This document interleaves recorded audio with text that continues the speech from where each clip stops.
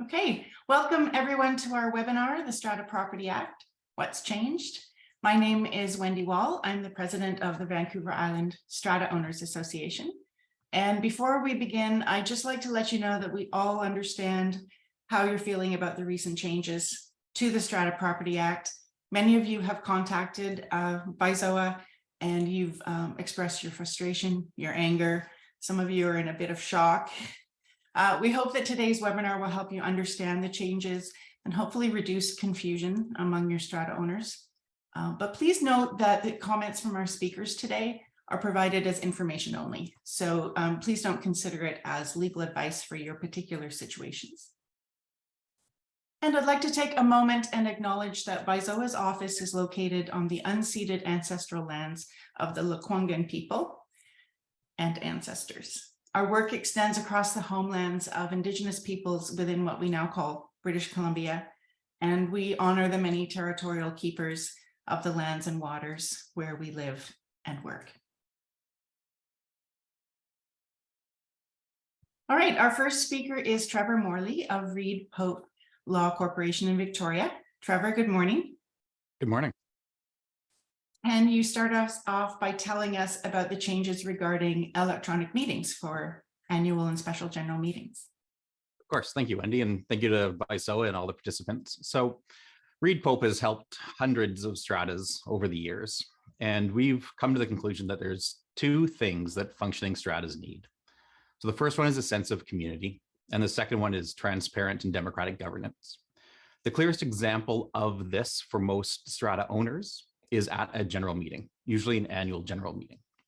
The recent changes should be seen as ways to reinforce and facilitate that sense of community and that sense of democratic governance. This is not a dramatic change, and strata owners should be aware not to read too much into it. So to begin with, I want to start with a little bit of context. So prior to the recent amendments, there was a section 49 in the Strata Property Act. And what that section said is that a strata corporation may, by bylaw, provide for attendance at general meetings by telephone or electronic means.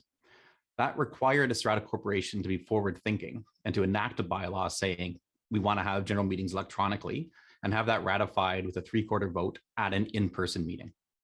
So I think for many, many people, COVID and the pandemic caught people by surprise. And we've realized potentially that electronic meetings aren't nearly as difficult as they were feared to be, or conversely, their technology just advanced to the point where the legislation seemed a bit outdated.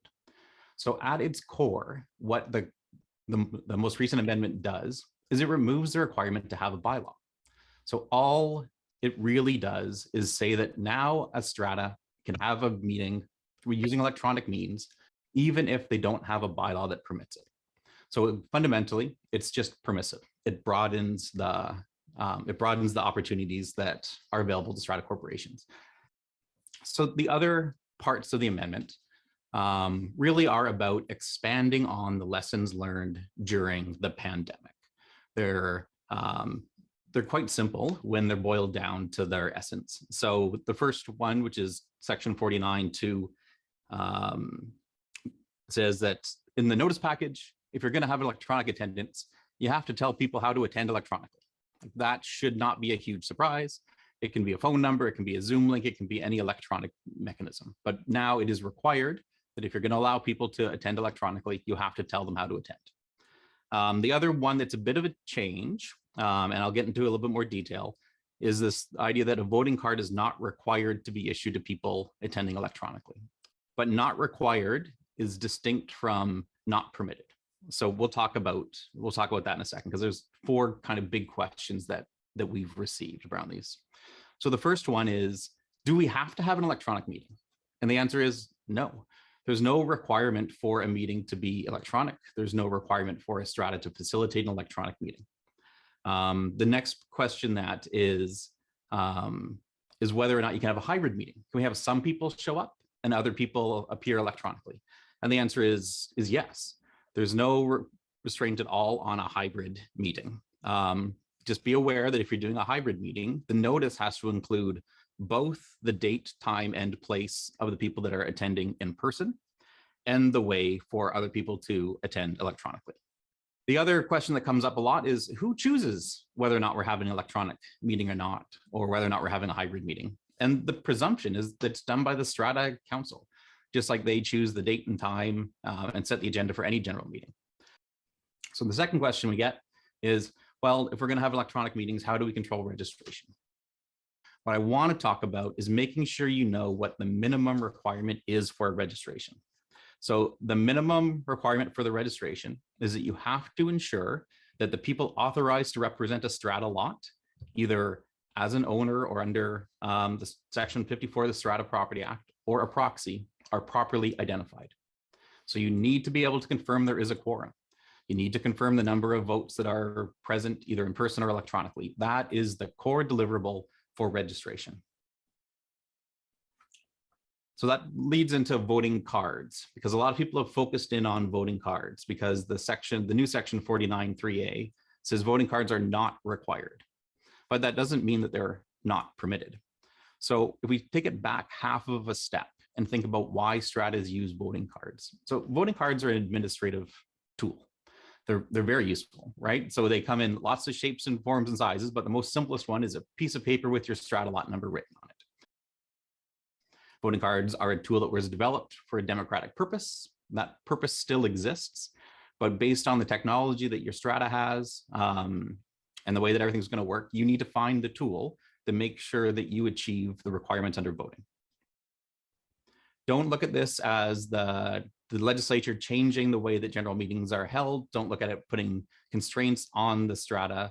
These are empowerment decisions, but focus on the core requirements. So everyone needs to know how to participate, whether that's attending in a place or logging in. Everybody needs to be able to communicate in real time. Voting needs to be done in a way that is easily understood by the people casting votes.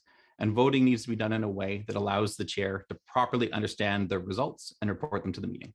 And as long as you check those boxes, everything will be fine. Okay, our second speaker is Leah McKenzie-Brown from Stratum Law Corporation in Nanaimo. Hi, Leah. Can you walk us through the changes to the age restriction bylaws? Yes, thank you, Wendy, and thank you everyone for allowing me to touch on this issue. Of course, you heard the 5-minute limit, so this will be broad strokes overview, not substantive legal advice, of course. So this is a big change for strata corporations who have already taken the positive step, of course, of putting an age restriction bylaw into place. So whether that's 45, 50, etc. The new legislation, section 123.1, now provides that the strata corporation may not pass a bylaw that restricts a person residing in the strata lot. And so, you know, that's a very clear legislative change. We know on its face what that means. Age restrictions are no longer acceptable. That said, there's of course subsection 2, which permits a restriction of ages 55 or older, so at least age 55. So there's nothing preventing strata corporations, for example, from putting a bylaw into place restricting persons to 65 and older, but no lesser than 55. Now, of course, I think one of the first questions that's going to pop into everybody's head is, well, what is the meaning of the word residing, right? Is it weekends? Is it summers, etc.? If one party is residing for a short-term period, but it's, you know, the strata lot is primarily occupied by persons under the age of 55. This is assuming you have a 55 or lesser age restriction. How do we define that? And you can address that in your bylaws when you have your conversations with your lawyers.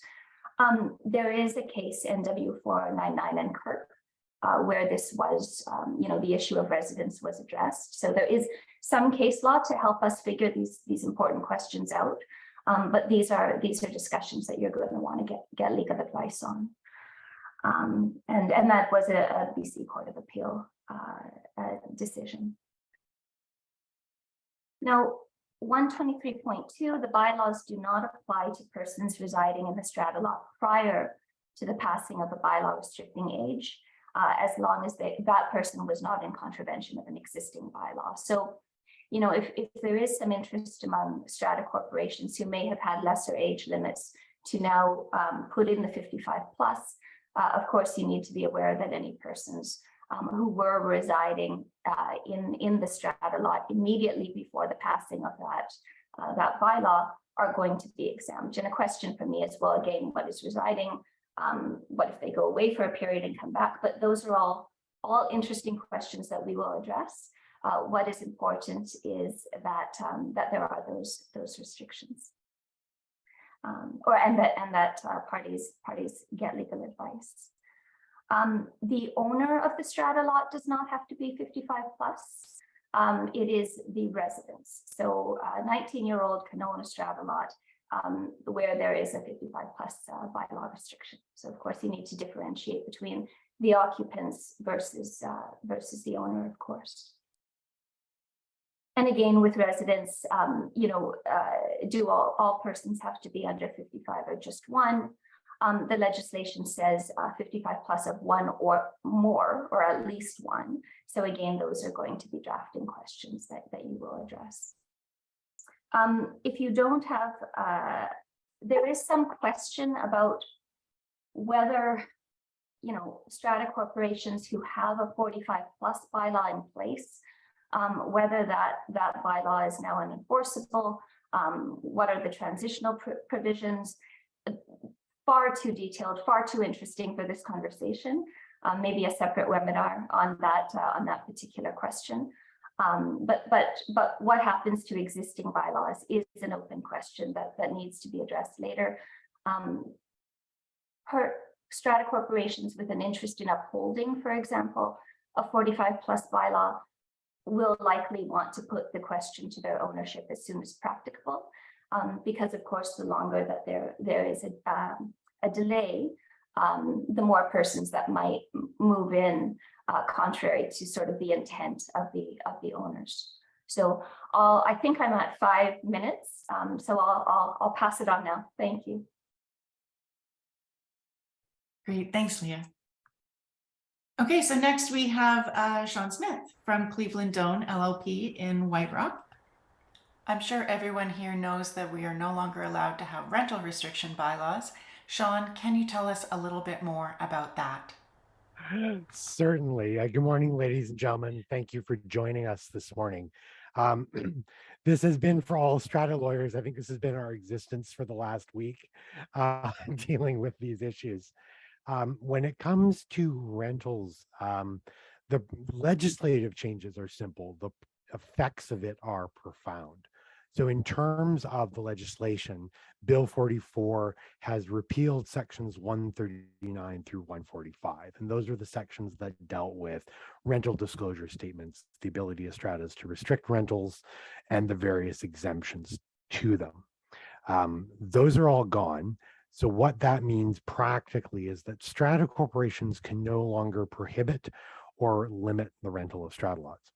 It also means that we don't worry about any of those other exemptions, hardship applications, whether someone's renting to a family member, whether they have the right to rent pursuant to a disclosure statement. All those things are off the table now. So what does this mean practically for strata corporations? Well, if you have a bylaw that prohibits or restricts rentals, that bylaw is now unenforceable. As of Friday morning last week, it's unenforceable under Section 121 of the Strata Property Act. That means that any owner, every owner can now rent their strata lot.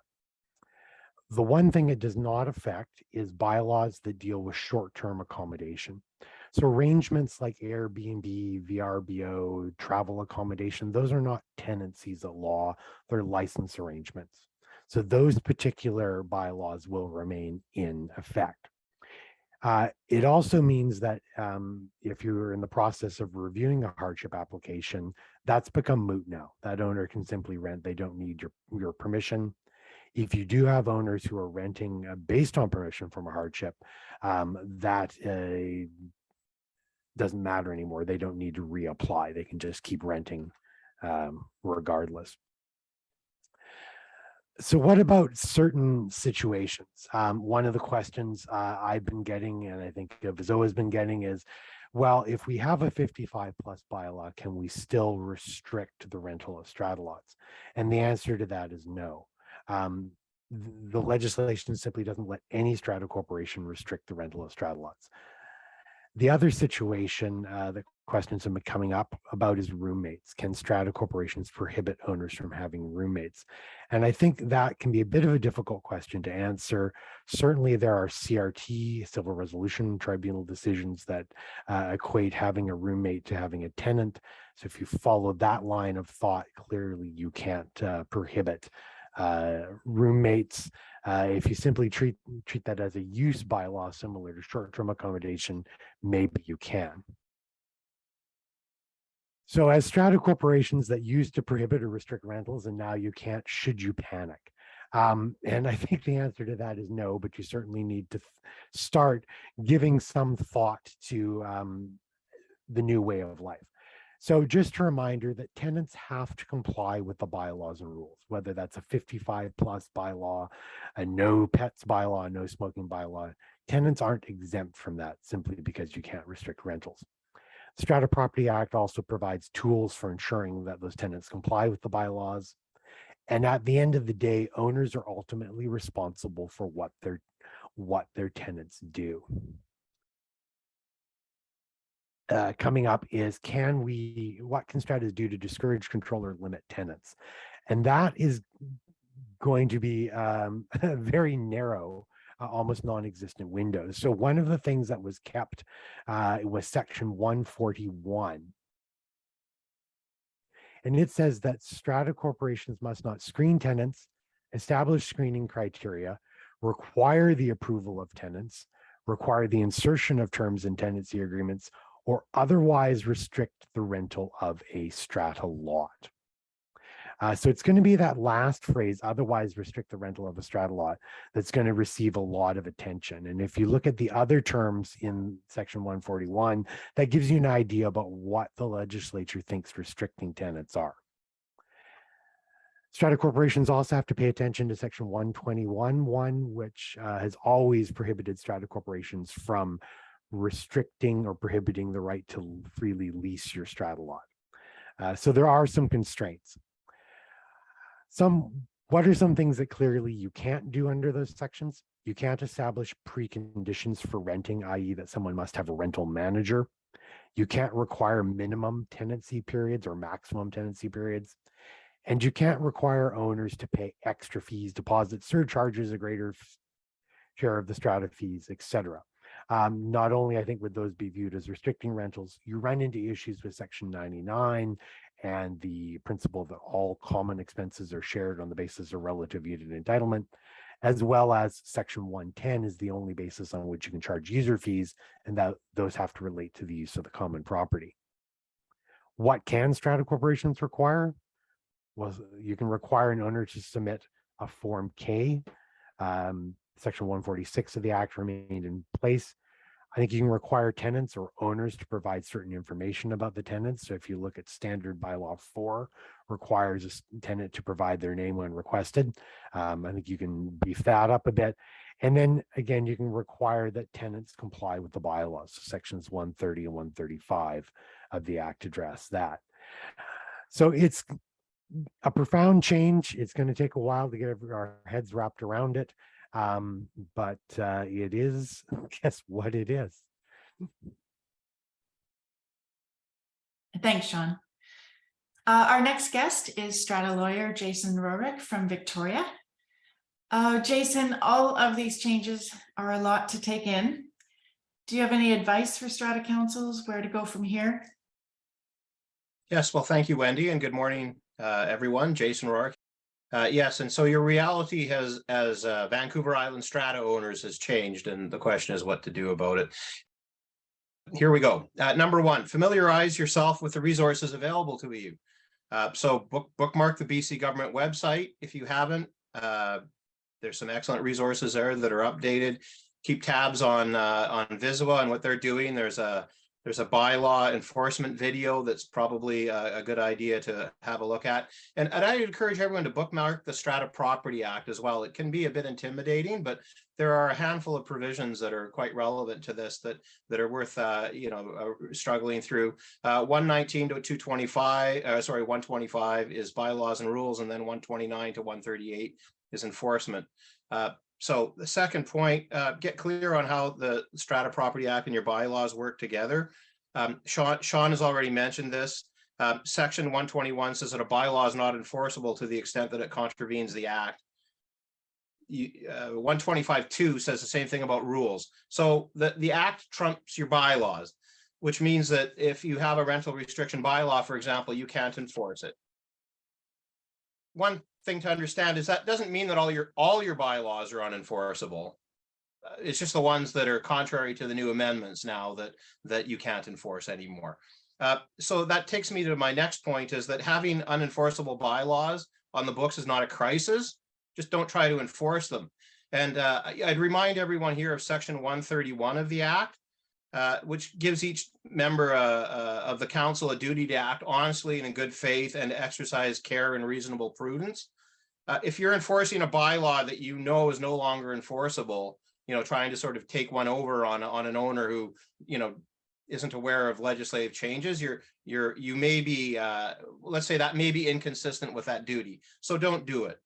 But that said, there's nothing, illegal or there's no emergency if you have some bylaws that are not enforceable on your books. Just do a policy workup to see what you need to do to change them. My next point there, my fourth point is take the time to figure out, as a strata corporation, where you want to go, and let your shared vision drive your amendments. So, for example, suppose you had a no one under 18 bylaw. You might be tempted to say, okay, well, we'll just make ourselves, an over 55 strata, even though we're all in our late 30s and early 40s and whatnot. And we'll just rely on the grandfathering exception in 123.2 to all stay living there.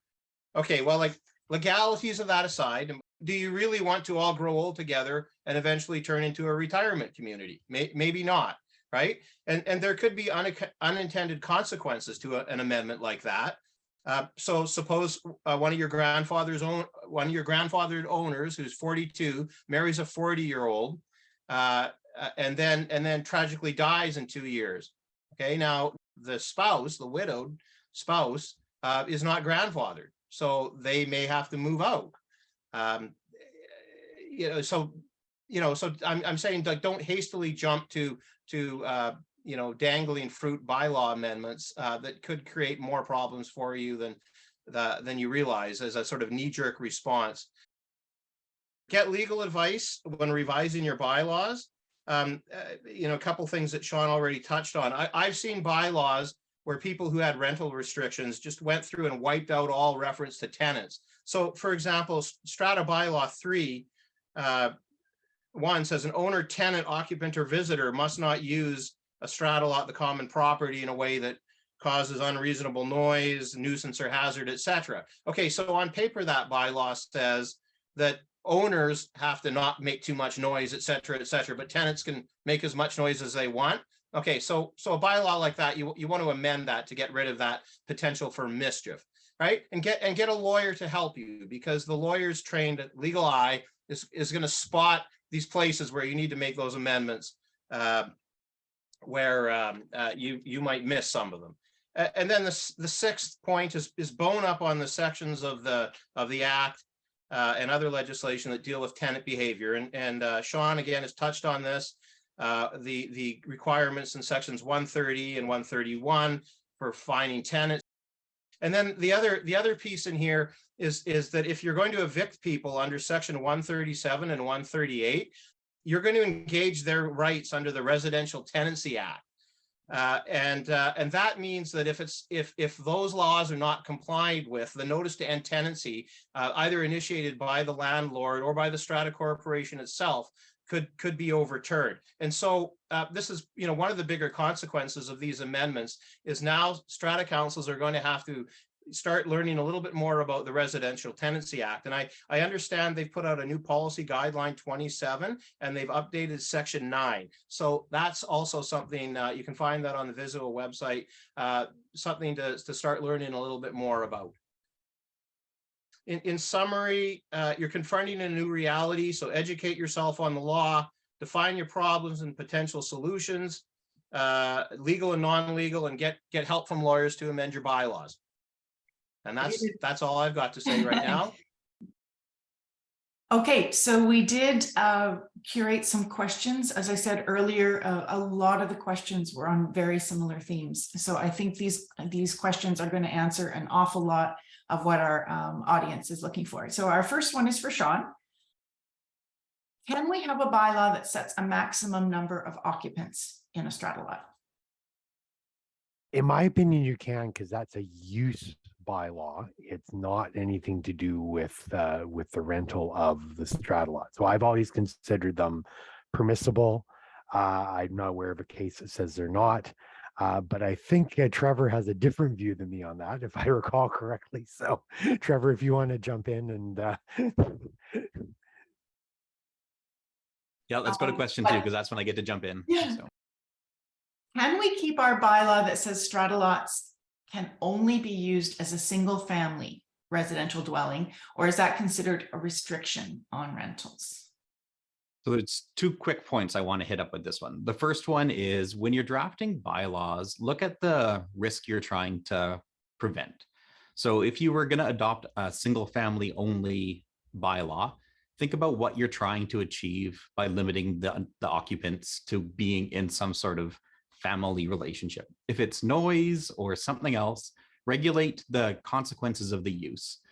Regulate noise, don't regulate the people that are there. So the second one I want to talk about is the new 141 section, which says you must not screen tenants. So in my view, this looks an awful lot like screening a tenant, right? So Wendy wants to be a tenant. I'm like, well, Wendy, are you in a family-like relationship with the other occupants of the strata lot? If not, you can't be a tenant. So when it's characterized that way, it looks a lot like screening tenants. I do want to echo Shawn's point that on its face, there may be nothing wrong technically with a bylaw that says strata lots must be occupied as single family residential dwellings, but I don't recommend it. Reed Pope doesn't recommend it. We recommend restricting the consequences of the use and to be very alive to anything that can be construed as screening tenants, even if it's kind of done indirectly. Great. Okay, Shawn, back over to you. Can the Strata Corporation require the landlord to give a copy of the tenancy agreement to council?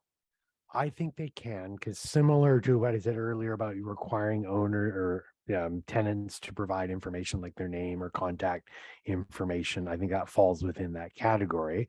I'm not sure why a strata corporation would want that or need that. I don't think it's necessary. The Form K is the indication that the strata lot's rented and provides you with the name of the tenants. And again, you have to make sure it's not being done in a way that is a precondition to being able to rent. Okay, and actually the very next question is about the Form K. So we're over to Leah. Does the landlord still have to give the strata a Form K signed by the tenants? And maybe keep in mind that not everyone today knows what a Form K is.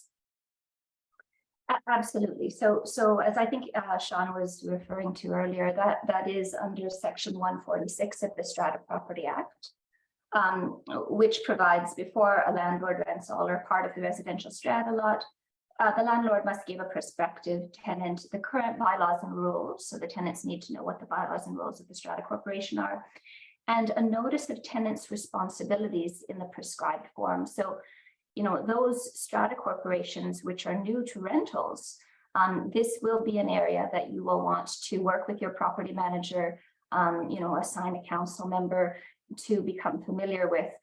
Form K is a standard form. There's enumerated information which needs to be provided to the strata corporation, the tenant's name, address, etc. And of course, the landlord needs to confirm that they've complied with that portion of the act. So there's already tools in place within the Strata Property Act to ensure that the parties that need to know what the expectations are within a strata are. And again, that is section 146 of the Strata Property Act, and it's very clearly enumerated. You will be familiar with Form K soon if you're not already. All right, so now we're over to Jason. A few people have asked this question in similar ways. Our bylaw says, our bylaw doesn't say no rentals. It says the strata lot has to be owner occupied. Is that now an unenforceable bylaw? All right, well, to quote the poet, a rose by any other name is still a rose. A restriction on rentals by any other name is still a restriction on rentals. So it seems to me that bylaw is no longer enforceable, because if you're saying a lot has to be owner occupied, that's a restriction on rental. It seems to me, by virtue of the clause in section 41 that you must not or otherwise restrict the rental of a strata lot. And that then brings us to section 121, which says that a bylaw is not enforceable to the extent that it contravenes the act. Great. Okay, now we're back over to Leah. If we have a bylaw that's 55 plus or 65 plus, and there's a complaint that someone's underage, can the strata ask for proof that someone's the minimum age? This is a can of worms, unfortunately. So there's two components to this. Under section 135, of course, if the Strata Council receives a complaint, Strata Corporation receives a complaint, they need to follow the steps enumerated in 135 in terms of offering the opportunity to respond, having a hearing if requested, issuing a decision within 7 days. The sticky point here is, proof for verification, because there is a case, Strata Plan BCS 435 and Wong, which was a CRT decision which expressly dealt with the issue of strata corporations asking for identification, and the CRT held, not no. And then it was the decision was found to be reasonable or was upheld on judicial review. You need to carefully craft your bylaws, and you do need to consider that issue, and I would say with legal advice, because photo ID, you're now engaging PIPA, you're engaging the Office of the Information and Privacy Commissioner. So I think the Strata Council will want to fulfill its obligations under 135. But at this point, I don't think, and subject to the other panelists correcting me, which they very well may, I don't think that we have a clear answer yet to that question. But because here we're dealing, because here we're dealing with a specifically age restriction, how do we enforce that without overstepping privacy issues? I think it's an open question, and I think it'll be issued. That said, the Strata Council can ask, and then it's certainly up to the parties to address whether or not that's appropriate. So, unfortunately, my answer to that is I don't know, but I would be careful when you're drafting your bylaws to assess what type of information the Strata Corporation wants to be asking for parties, and to put your mind to that specifically. Great.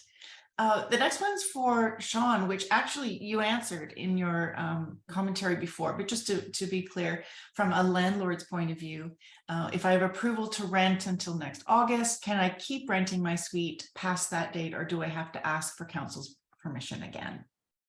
You can rent for now till the end of time, because there's no requirement to seek out that exemption anymore. So you simply move from the hardship category into the regular rental category because the hardship doesn't exist anymore. Right. Okay, so our last question is for Trevor. If there's a restrictive, this is a tough one. We put it at the very end for a reason. If there's a restrictive covenant on title of the strata unit that prohibits rentals, does the new legislation make the restrictive covenant null and void? Thanks, Wendy. So because it is a difficult question, I'm going to dodge it. So here's the takeaway for everybody who's watching right now. If the strata believes there's a restriction on the rental of a strata lot other than by bylaw, so whether it's a restrictive covenant, a zoning enactment, a contractual arrangement, the strata really should think about getting an illegal opinion, seeking legal advice before they take any enforcement actions to say that someone is in contravention of another legal instrument. So that's my big takeaway. If you're a strata council owner right now, or strata council member, or a strata lot owner right now, and you think none of this matters to me because of X, confirm that with a lawyer first. The second part of the question is looking forward. So I think there's a risk that some stratas are going to say, okay, well, now that we can't have a rental prohibition bylaw, how do we still prevent rentals? And there's two things I want to bring up really quickly. The first one is this idea that you can't, at law, do indirectly the things that you are prohibited from doing directly. So don't try and get clever and find a way to prohibit rentals because you think that maybe it slips through some cracks. Going back to my very first point, that only stands to damage the strata community. It leads to lack of transparency in government. So just don't go there. However, if there are legitimate questions around ways to restrict things, partner up with a lawyer. These types of activities, these types of contractual relationships need to be properly vetted by a lawyer. They need to most likely have specific legal wording used.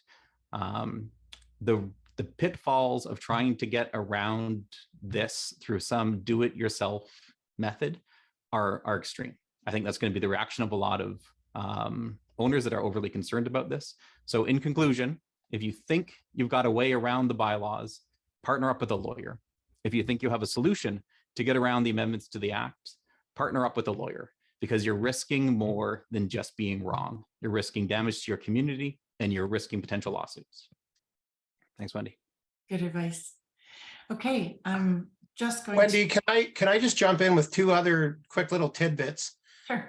Number one, a bit of an easy bit to overlook is the change in section 59, which deals with the disclosure forms when a request is made for them when there's a prospective owner, and the requirement to tell the owner how many renters, how many units in the strata are rented is no longer in existence. And I just mentioned this because some property managers, or wherever you go to get your form, that may not get updated for some time. And the second thing that and this just like I realized this while people were talking is the advent of tenancy relationships is going to raise privacy law concerns over the use of collection, disclosure of information that you gather from tenants or other occupants, by asking for copies of agreements or getting contact information. And so there is a privacy law angle to this, and I just want to draw the attention of the listeners or the participants to the Office of the Information and Privacy Commissioner website. They've got a lot of really excellent resources there for stratas. If you collect information, generally you need consent, and generally you can only use and disclose it for the purposes for which you gathered it. So that's another area of concern to just address, so that what the problems and challenges that you face in that area may be. Great, Jason. And yes, our VISOA's website has links to the very things that you were just mentioning to make them easy to find. So that's great advice. This brings us to the end of today's webinar. So I really want to thank Leah, Trevor, Shawn, and Jason for being our expert speakers today. And thank you so much for all the prep you did with the questions that I sent you, and for spending your Saturday morning with us. Right, so these are the websites if you'd like to find our speakers. You can also find them in our business directory. So if it's not enough time to write these down, just go to visoa.bc.ca, look up our business directory, and we have a category for legal professionals. All right, so that brings us to the end. Thank you so much for joining us. Thank you, Wendy. Thank you. Thank you.